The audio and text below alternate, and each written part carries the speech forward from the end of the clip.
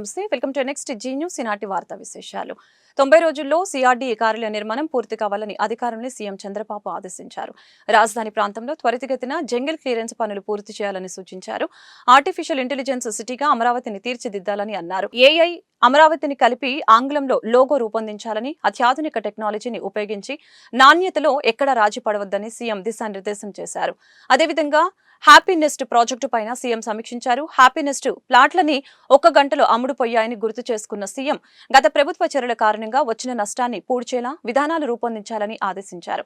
రాజధాని ప్రాంతంలో jungle clearance కోసం 190 ప్రొక్లైనర్లు వినియోగిస్తున్నామని, 60% పూర్తయినట్లు అధికారులు వివరించారు. మెట్రో రైలు ప్రాజెక్టు పనులు వేగవంతం చేయాలని సీఎం స్పష్టం చేశారు. విశాఖపట్నం, విజయవాడలో చేపట్టబోయే మెట్రో రైలు ప్రాజెక్టు పనులు త్వరితగతిన చేపట్టాలని ఆదేశాలు జారీ చేశారు సీఎం.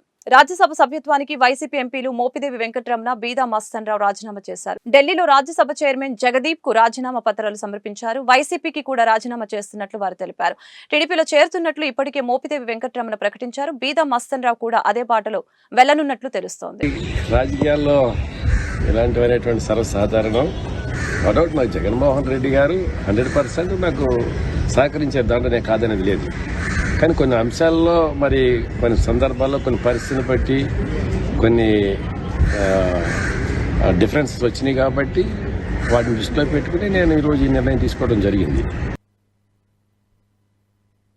వైసీపీ ఎంపీలు బీజేపీలో చేరే విషయంపై తమకు సమాచారం లేదని బీజేపీ రాష్ట్ర అధ్యక్షురాలు పురంధేశ్వరి తెలిపారు.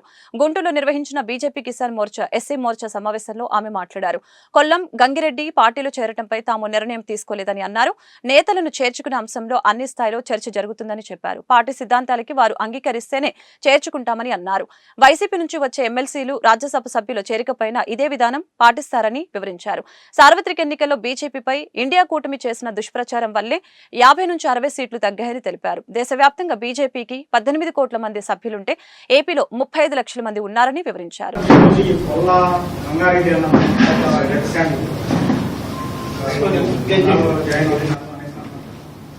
చూడండి, జిల్లాల్లో ఎవరైనా పార్టీలో చేరాలి అంటే జిల్లాలో చర్చ జరుగుతుంది. ఆ తర్వాత రాష్ట్ర స్థాయిలో ఆ పేర్ల మీద చర్చ జరుగుతుంది. ఎక్కడైనా ఇబ్బంది ఉన్నదంటే అటువంటి వారిని చేర్చుకునేటువంటి అవకాశం లేదు. చర్చ జరిగిన దాన్ని చేరిపోతున్నారు అని అంటే ఎట్లా? ఎవరు చెప్పారు? మై స్ట్రెయిట్ క్వశ్చన్ మేము చెప్పామా చేర్చుకుంటున్నామని? మీకు సందేశం ఉందా? లేదు కదా. వాళ్ళు పార్టీలో చేరడానికి సిద్ధంగా ఉండొచ్చండి, మేము చర్చించుకోవాలి కదా.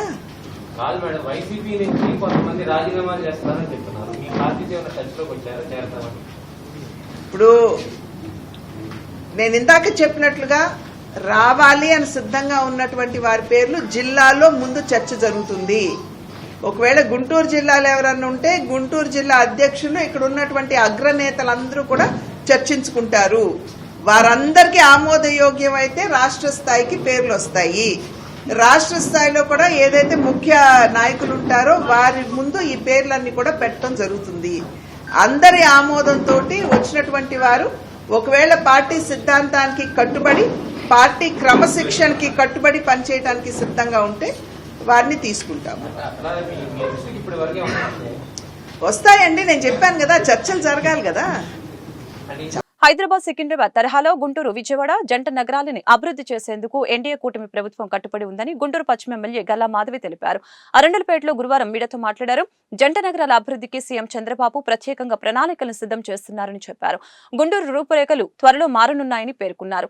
విలీన గ్రామాల అభివృద్ధిపై దృష్టి పెడతామని అన్నారు. గ్రామాలను విలీనం చేయడం ద్వారా జరిగే లాభ నష్టాలపై అధ్యయనం చేస్తామని అన్నారు. విజయవాడ, గుంటూరు సమాన రీతిలో అభివృద్ధి చేయడం ద్వారా యువతకి పెద్ద మొత్తంలో ఉపాధి అవకాశాలు లభిస్తాయని ఎమ్మెల్యే మాధవి తెలిపారు. మంచి విషయమేనండి. రెండు కలిసిపోయి విస్తరించి ప్రజలందరూ కూడా మంచిగా, అంటే మంచి ఇన్ఫ్రాస్ట్రక్చర్కి దగ్గర అవడం అనేది హర్షణీయదగ్గ విషయం. రెండు ప్రాంతాలు కూడా రాజధాని అమరావతికి చాలా చేరువుగా ఉండే ప్రాంతాలు కాబట్టి అంతా ఒక కోర్ క్యాపిటల్ సిటీగా అవుతున్నప్పుడు మంచి ఉద్యోగ కల్పనలు వస్తే ఇన్ఫ్రాస్ట్రక్చర్ బాగా పెరుగుతుంది, క్వాలిటీ ఆఫ్ లైఫ్ చాలా అద్భుతంగా ఉండబోతోంది. కాబట్టి అది ఎప్పుడూ ఆమోదయోగ్యంగానే ఉంటుంది. అది ఇంకా రూపొందించే ప్రయత్నంలోనే ఉంది.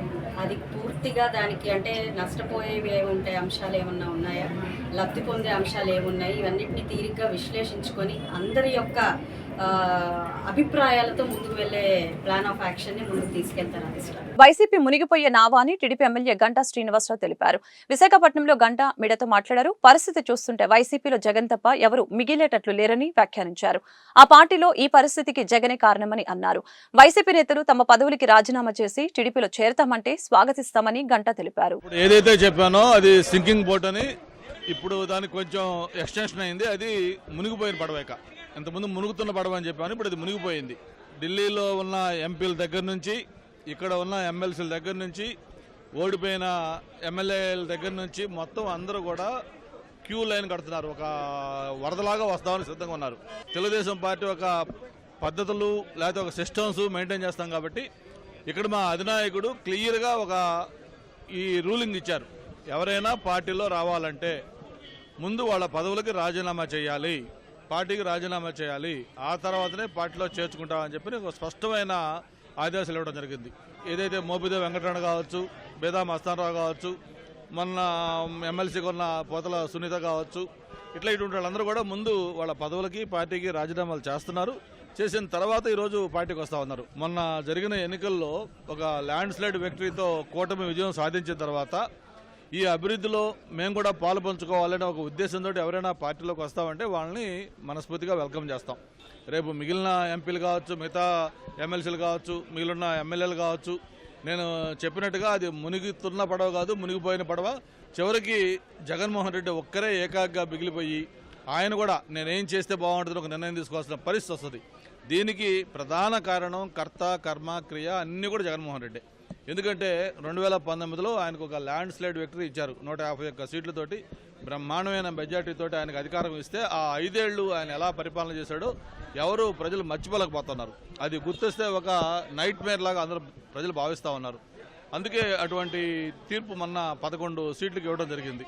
ఎప్పటికైనా సరే ఏదైతే జగన్మోహన్ రెడ్డి ఉందో ఆయన వ్యక్తిత్వం మార్చుకొని, ఆలోచన సరళి మార్చుకొని ఒక ప్రజల పక్షాన్ని నిలబడి ఏదైనా ప్రజా సమస్యలపైన పోరాడితే కనీసం వచ్చే ఎలక్షన్లకైనా ఒక ప్రతిపక్ష పార్టీ హోదా వస్తుంది తప్ప, లేకపోతే ప్రభుత్వం వచ్చి కేవలం 2 నెలలు కాకముందే ఆయన ఢిల్లీలో పోయి ధర్నా చేయటం ఏంటి, ఒక ప్రెసిడెంట్ వాళ్ళు పెట్టమని డిమాండ్ చేయటం ఏంటి, ప్రజలు ఎలా నవ్వుకుంటున్నారంటే ఇతనికి పూర్తిగా మానసిక స్థితి కూడా బాగాలేని పరిస్థితికి వస్తూ ఉంది. ఏదైతే వాళ్ళ చెల్లెలు షర్మిలా గారు చెప్పారో ఆ చెప్పిన మాటలు కరెక్ట్ లాగా ఉన్నాయి. జగనన్న మానసిక స్థితి బాగాలేదని చెప్పిందో ఆ మాటలు కరెక్ట్ లాగా ఉన్నాయని చెప్పి అనుకునే పరిస్థితికి ఈరోజు ప్రజలు వచ్చారు. మేము గేట్లు కానీ ఓపెన్ చేస్తే వైసీపీ పూర్తిగా ఖాళీ అవుతుంది. తాళ్ళాయిపాలెం శైవక్షేత్రాన్ని ప్రపంచ పర్యాటక కేంద్రంగా తీర్చిదిద్దుతామని శైవక్షేత్రం పీఠాధిపతి శివ స్వామీజీ తెలిపారు. గుంటూరులో ఆయన మీడియాతో మాట్లాడారు. రానున్న కార్తీక మాసంలో కోటి దీపోత్సవ కార్యక్రమాన్ని నిర్వహిస్తున్నట్లు తెలిపారు. ఈ కార్యక్రమానికి సీఎం చంద్రబాబు దంపతులు హాజరవుతారని అన్నారు. అమరావతి రాజధానికి సమీపంలో శైవక్షేత్రం ఉండటం ద్వారా అన్ని శుభాలు జరుగుతాయని వెల్లడించారు. అమరావతి రాజధాని అభివృద్ధి చేయడం ద్వారా రాష్ట్రానికి దేశంలో గుర్తింపు లభిస్తుందని తెలిపారు. గుండెకాయ లాంటిది శైవక్షేత్రం. లోకేష్ గారు మొట్టమొదటిగా వారు ఒక ట్వీట్ చేశారు. ఏమని, మేము రాజధాని ఇక్కడ ఏర్పడటానికి రాజధాని మొత్తానికి ఈశాన్య దిక్కులో ఖచ్చితంగా రుద్రస్థానం, శివస్థానం, శైవక్షేత్రం ఉంది. కావున 600 అయినా సరే ఒక అంగుళం కూడా దీన్ని కదిలించే అవకాశం ఎవరికి ఉండదని స్పష్టంగా ఆయన తెలియపరిచారు. కావున అది రాజధానికి గుండె స్థానం. 7 ఎకరాల విస్తీర్ణంలో ప్రపంచ అద్భుత శివశాలి గ్రామాలు అక్కడ ఉన్నాయి. మేము ఇంతవరకు కూడా ఎవరిని ప్రత్యేకంగా ఆహ్వాన పలకల. రేపు కార్తీక మాసానికి ఈ డిసెంబర్లో రాజధాని పూర్తిగా పనులు ప్రారంభమవుతాయని చెప్పేసి ఒక విషయం ఉంది. అందుకని కార్తీక మాసంలో ఈ రాజధాని పనులు ప్రారంభించే సమయానికి ఎటువంటి ఇబ్బందులు ఎదురవ్వకుండా ఆ యొక్క జంగిల్ క్లీన్ చేసేప్పుడు అనేక జీవరాశులు చనిపోతాయి కాబట్టి ఆ పాపం కూడా మా రాజధాని పడకుండా ఉంటాకి మరి 4 రోజుల పాటు శైవక్షేత్రంలో కోటి దీపోత్సవ మహోత్సవ కార్యక్రమం అత్యంత వైభవపేతంగా ఆంధ్ర రాష్ట్ర వైభవాన్ని చాటుతూ చేయడానికి సిద్ధపడుతున్నాం. దానికి ముఖ్యమంత్రి గారు కూడా భువనేశ్వరి గారితో ప్రారంభిస్తాం. ముఖ్యమంత్రి గారితో ఈ కార్యక్రమాన్ని ముగింపు చేస్తాం. కావున అది గొప్ప పర్యాటక కేంద్రంగా వర్ధిల్లుతుంది. ఒక పక్కన అమరావతి క్షేత్రము, మరొక పక్కన దుర్గగుడి క్షేత్రము, మరొక పక్కన మంగళాద్రి క్షేత్రము, మరొక పక్కన కాకాని క్షేత్రము, కోటపొంగడ క్షేత్రము. ఈ చుట్టూలో మధ్యలో ఉత్తరవాహినిగా ఉన్న శైవక్షేత్రము ఖచ్చితంగా అభివృద్ధిలోకి వస్తుంది. ఎటువంటి రుసుము లేకుండా డబ్బు వసూలు చేయకుండా దేవాలయం అంటే సామాన్య భక్తులకి అందుబాటులో ఉండేట్టుగా దాన్ని నిర్వహణ చేస్తున్నాం. అదే ప్రకారంగా సాగుతాం. ముంబై సినీ నటి కాదంబరి జత్వానికి వేధింపుల వ్యవహారంపై రాష్ట్ర ప్రభుత్వం స్పందించింది. పోలీసులపై తీవ్ర ఆరోపణలు వస్తున్న నేపథ్యంలో ఉన్నత స్థాయి దర్యాప్తునికి ఆదేశించినట్లు తెలుస్తోంది. ఈ క్రమంలో జత్వానీతో ఆన్లైన్ లో ఫిర్యాదు తీసుకోవాలని పోలీసులకు ఆదేశాలు అందాయి. ఈ కేసుకు సంబంధించి ప్రతి అంశాన్ని క్షుణ్ణంగా దర్యాప్తు చేస్తున్నట్లు తెలిపారు. దీనిపై ఇప్పటికే విజయవాడ పోలీసులు వివరాలను సేకరిస్తున్నారు. దర్యాప్తులో భాగంగా పోలీసు బృందాలు ముంబై వెళ్లే అవకాశాలు ఉన్నాయి. రాష్ట్రంలో భారీ వర్షాలు కురుస్తున్న నేపథ్యంలో ప్రకాశం బ్యారేజ్ కి అధికారులు వరద హెచ్చరికలను జారీ చేశారు. ఈ క్రమంలో నదీ పరివాహక ప్రాంత ప్రజలు అప్రమత్తంగా ఉండాలని సూచించారు. కాగా పులిచింతల నుంచి దిగువకి నీరు విడుదలవుతున్న నేపథ్యంలో ప్రకాశం బ్యారేజ్ లో వరద ప్రవాహం పెరిగింది. ప్రకాశం బ్యారేజ్ కి 2 లక్షల క్యూసెక్ల వరద వచ్చే అవకాశం ఉంది. దీంతో అధికారులు హెచ్చరికలు జారీ చేశారు. ఇదే సమయంలో కృష్ణా, ఎన్టీఆర్ జిల్లాల కలెక్టర్ని ఇరిగేషన్ శాఖ అధికారులు అప్రమత్తం చేశారు. మరొకవైపు నదీ పరివాహక ప్రాంత ప్రజలు అప్రమత్తంగా ఉండాలని అధికారులు సూచించారు.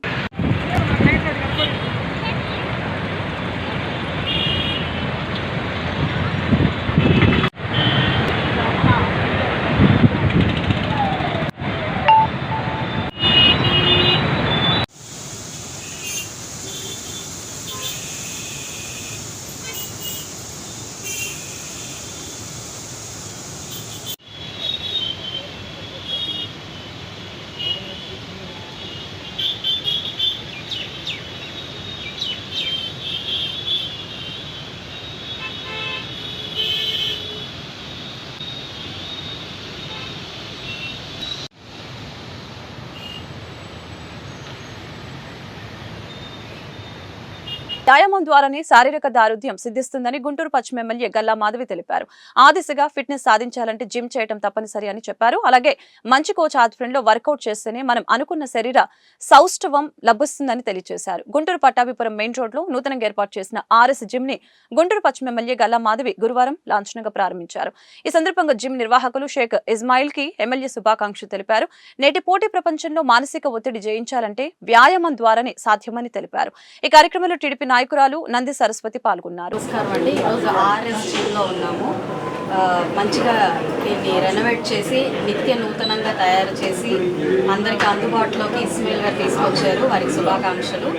ఒక సెక్షన్ కార్డియో, ఒక సెక్షన్ స్ట్రెంగ్త్తో పాటు అత్యంత అనుకూలమైన ప్రైజెస్తో, అంటే నెలకి 2,000 రూపాయల కంటే ఎక్కువ కాకుండా ఈరోజు నామినల్ ఫీజుతో జిమ్ నిర్వర్తిస్తున్నారు. అది కూడా కోర్ సిటీలో ఈరోజు వీళ్ళు దీన్ని రన్ చేస్తూ ఉన్నారు. చాలా మంచి ఇది కాబట్టి అందరూ ఇస్మాయిల్ గారిని ఎంకరేజ్ చేయండి.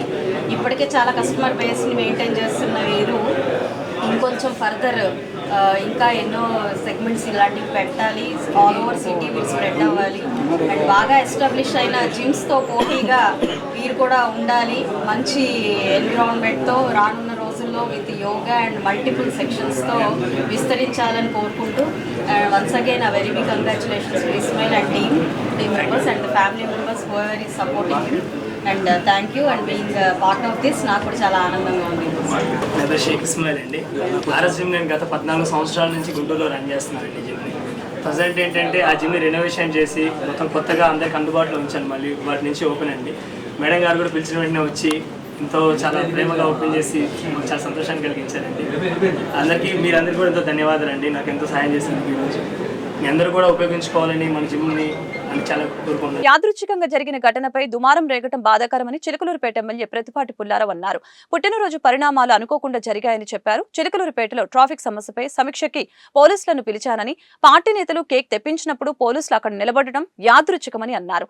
తమ కుటుంబంపై ఇలాంటి ప్రచారాలు బాధ కలిగిస్తున్నాయని చెప్పారు. నేను సమర్థించడం లేదు కానీ కొందరు దాన్ని మరొక రకంగా చిత్రీకరించారు. బదిలీల్లో జోక్యం, అక్రమ వ్యాపారాలకి కొమ్ము కాస్తున్నారని అనటంతో బాధేస్తోంది. నా కుటుంబం హైదరాబాద్ లో ఉంటుంది. వారిపై ఇలా బురద చల్లటం సరికాదు. వాస్తవాలు తెలుసుకోకుండా చర్చకు పెట్టి ప్రతిష్టతని దెబ్బతీయటం బాధాకరం. బదిలీలో ఎక్కడైనా నా కుటుంబ సభ్యులు జోక్యం ఉంటే నిరూపించాలి.